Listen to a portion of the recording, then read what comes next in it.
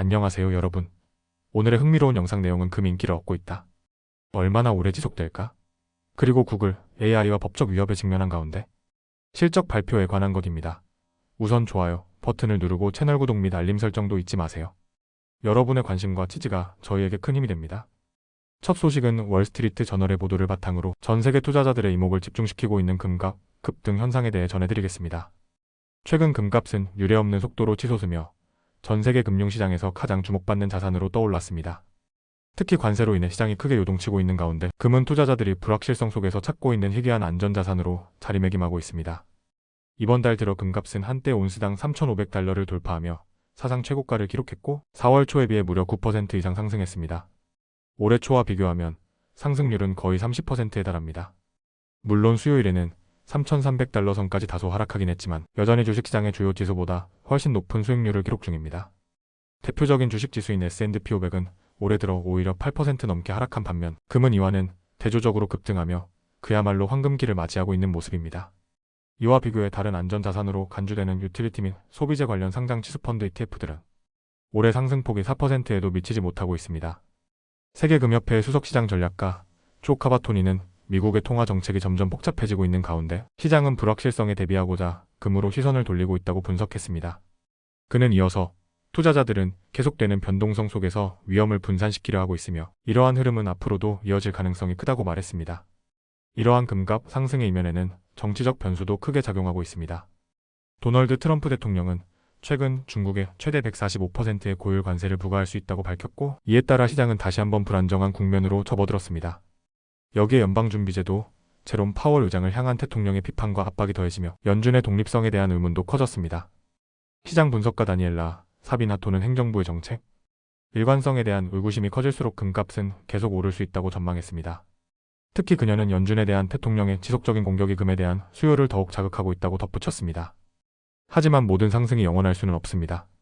실제로 트럼프 대통령은 며칠 전 중국에 대한 관세를 완화할 가능성을 언급하며 연준 의장을 교체할 계획도 없다고 밝혔습니다.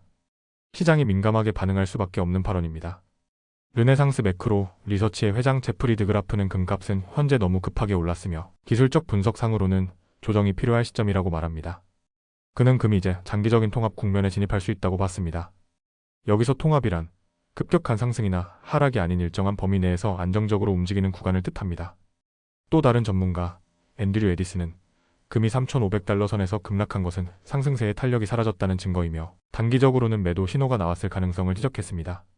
그럼에도 불구하고 금의 상승을 뒷받침했던 핵심 요인들 즉 지정학적 긴장, 경제정책의 불확실성, 그리고 경기 침체에 대한 우려는 여전히 해소되지 않았다는 점에서 단순한 하락세로만 해석하기는 이릅니다.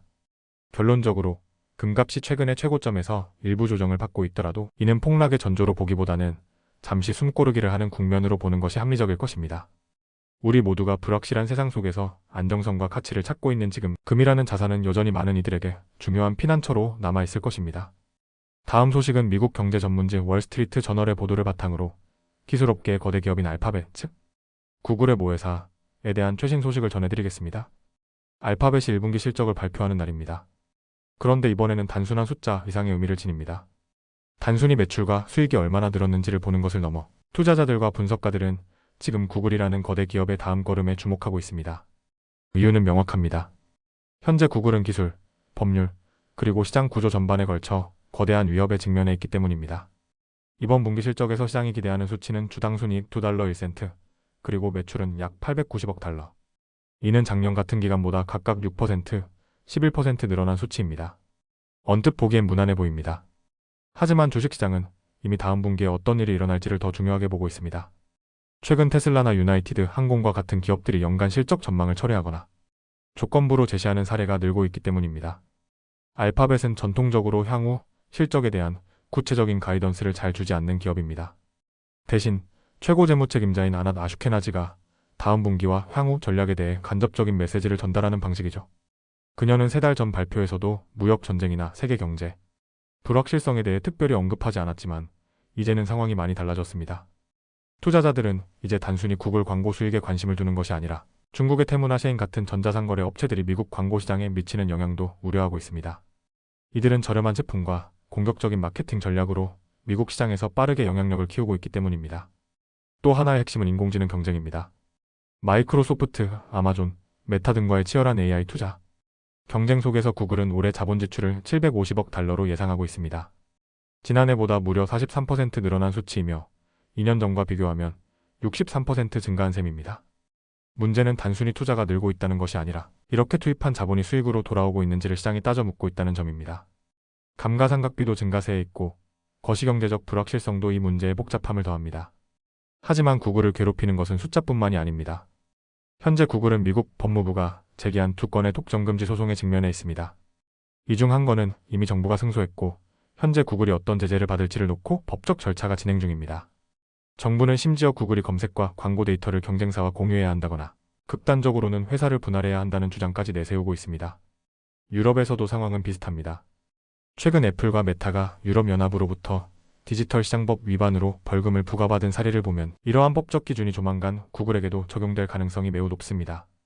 디지털 서비스법과 디지털 시장법은 모두 플랫폼 기업에 대한 규제를 강화하는 방향으로 작동하고 있습니다.